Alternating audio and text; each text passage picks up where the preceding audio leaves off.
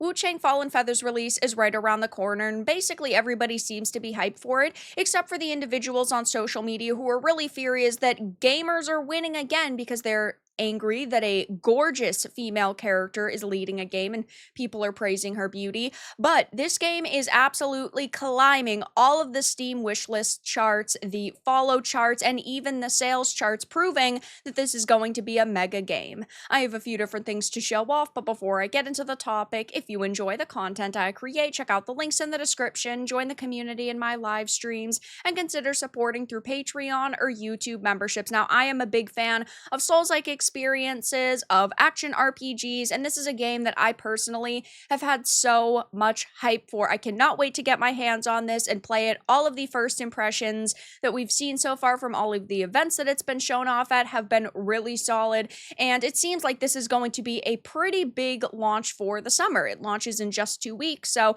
we do have a little bit of time before it launches, but it is already doing phenomenally because it's made a couple of people angry on social media, though it is climbing tons of the Steam rankings lists. So they had posted over on their X, "Thank you for all of our fans for the incredible support. Wuchang is climbing the charts from platforms like Steam to media outlets like Gamersky. Your passion for sharing the game with friends and communities is what's helping Wuchang soar to a worthwhile July 24th launch." There's been a lot of talk about this game. Again, all really positive, but they mentioned how they are ranked number 11 on the most followed upcoming Steam's games ranking. And I've been talking about this title a little bit, comparing it to something like Tales of the Shire, right? Because Tales of the Shire launches a week after Wuchang Fallen Feathers, and with the size of the Lord of the Rings name, you would think that Tales of the Shire would be doing significantly better, and it would have more pre-sales and more hype behind it and more followers, but that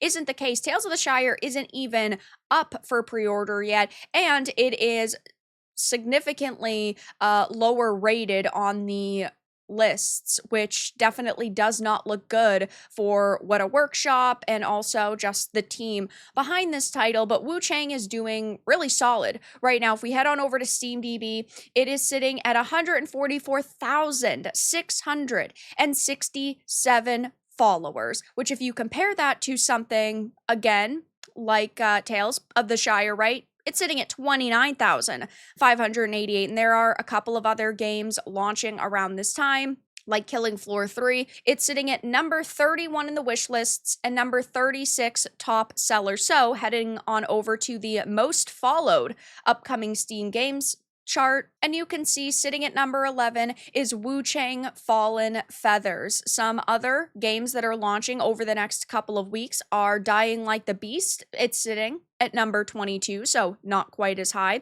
We've got Snake Eater, which releases in August, which is sitting at number 33. I do definitely think that's going to shoot up. Mafia launches again in only a couple of weeks, sitting at number 37. So Wuchang is nearly in the top 10, and I'm sure that it's going to get there over the next couple of days. And if we look at the other releases, most of them are to be announced or 2026 or soon. So they're not even games that are true competitors to Wuchang right now, because of course Wuchang's a single player experience. So people are going to be playing it for a couple of weeks at launch, and then the numbers will inevitably fall just because it had been out. It's not like there's some big multiplayer component to keep people around. But if we just look at the most wishlisted upcoming Steam games list, it is sitting at number 31, and Killing Floor 3 is right above it.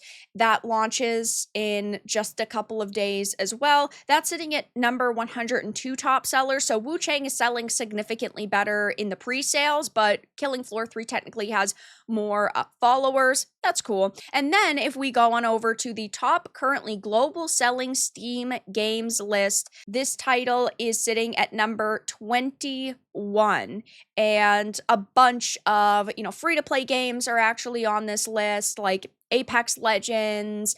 There's lots of indie titles like Peak. I mean, even like Steam Deck is still technically here, but That is really cool to see, and I personally am so hyped for this. All of the teasers have been received extremely positively, but at the same time, while I and many other gamers are clearly excited, I mean, the Wuchang Fallen Feathers gameplay trailer IGN had uploaded only a month ago with 269,000 views, is sitting at 5.2k likes and only 97 dislikes. There is still a bit of backlash surrounding this on social media. Now, of course, over the past couple of years, gamers have been pretty disappointed with a lot of the experiences we've been getting, especially from AAA developers. They are going in the visual directions of Concords and Suicide Squad Kill the Justice Leagues and Flintlock the Sieges of Dawns, and you would think games that have hundreds of millions of dollars behind them would be aesthetically pleasing, and that definitely isn't the case. The environments are really mediocre, the character designs are god-awful, and we've just seen so many developers going in the direction of modernity. Chinese developers have not been, though, that's for sure. Neither have South Korean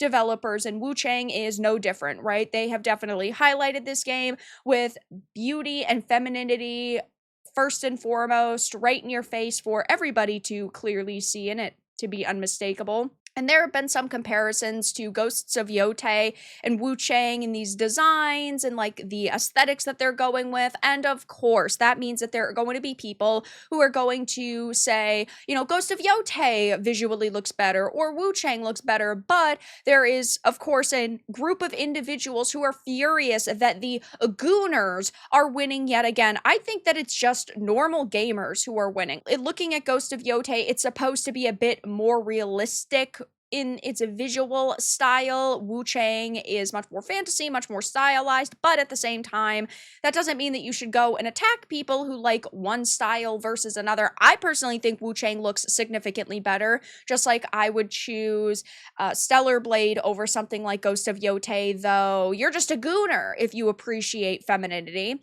Accurate representation of a woman back at the time versus fantasy, I like both. I'm the first to criticize woke, but please, a little bit of reserved would be appreciated. You lot are so weird, incapable of enjoying anything unless you can jerk off at the same time. Embarrassing, honestly. It's not that people want to jerk off, it's that people want to see the peak or height of humanity or what is supposed to represent humanity. Okay, people are allowed to appreciate beauty. People are allowed to respect gorgeous characters, whether they are sexy feminine women or hunky masculine men.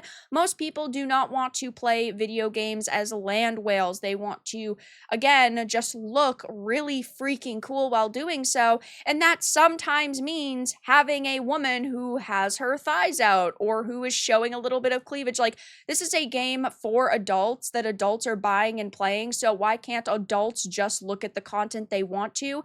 They shouldn't be called gooners for that. Why does everything have to be about gooning with you folks? And there's just a lot of comments like this, unfortunately, because apparently you are not allowed to look at beautiful characters and appreciate them anymore. I get that hot women sell, but women did not dress like that in feudal Japan. Ghost of DEI indeed bring back the breasts. So I'll be keeping my eye on Wuchang going forward, though right now the hype surrounding this title is pretty crazy. A lot of gamers are really looking forward to it. I'm glad that it's getting so much positive attention right now. It looks like it's going to be really good, and I will be playing it at release, like clearly so many other people.